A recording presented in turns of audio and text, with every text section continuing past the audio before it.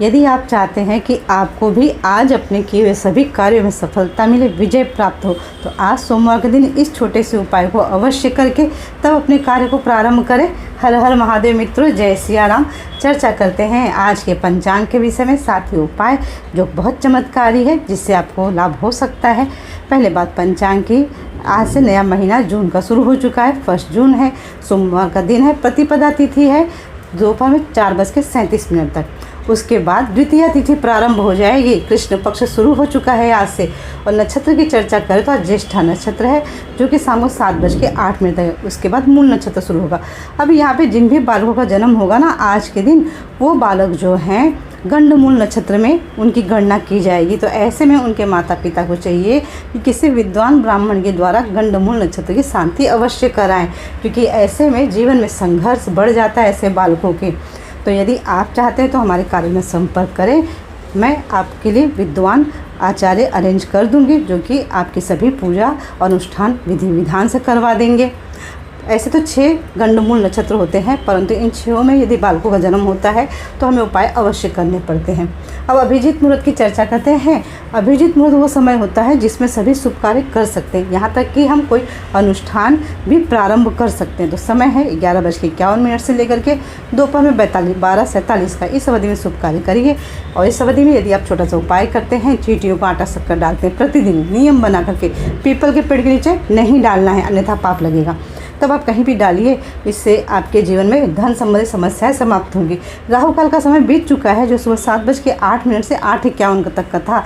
राहु काल में ना कोई भी हमें नई जर्नी स्टार्ट नहीं करनी चाहिए, नई यात्रा, उसमें विघ्न आ सकता है। नए कार्य प्रारंभ नहीं करने चाहिए, वहाँ पे विघ्न आ सकता है। परंतु यदि आप पूजा पाठ कर रहे हैं पहले से, तो पूजा पाठ कंटिन्यू कर सकते हैं। अब चर्चा करते हैं चंद्र राशि के विषय में। देखिए, चंद्रमा ना आज वृश्चिक राशि में गोचर कर रहे हैं शाम को 7:08 तक। उसके बाद चंद्रमा गोचर होगा धनु राशि में। और वृश्चिक राशि जो है नीच की राशि मानी गई है, जहाँ चंद्रमा नीच का गोचर करते हैं। अब आज एक और उपाय आपको ध्यान रखना है एक बात का, कि आज प्रतिपदा की तिथि है। शास्त्रों में बताया गया है कि कुछ चीज़ें होती हैं जो हमें तिथि के हिसाब से सेवन करनी चाहिए, नहीं करनी चाहिए। तो यदि आज संभव हो तो पेठा, जिसे कुम्हड़ा कहा जाता है, या सीताफल, उसका सेवन नहीं करना चाहिए, अन्यथा ऐसा करने से धन हानि हो सकती है। तो जाने अनजाने में हमें इन बातों का ज्ञान नहीं होता है, इसलिए पंचांग हर रोज़ हमें देखना चाहिए कोई भी कार्य प्रारंभ करने से पहले।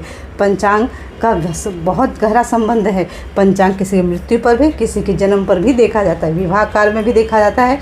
सभी मांगलिक या अमांगलिक कार्य जो भी हैं, सब में पंचांग का प्रयोग होता ही होता है।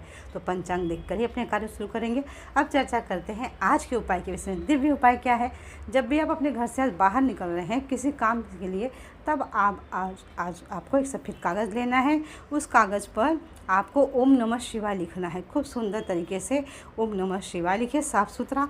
और उसके बाद में आपको 108 अंक लिखना है। जी हाँ, 108 अंक लिख करके इस कागज़ को एक फोल्ड सिप करेंगे, ज़्यादा फोल्ड नहीं, एक फोल्ड करके अपने बटुए में, अपने पॉकेट में, जहाँ भी आपको संभव हो वहाँ रख लीजिए।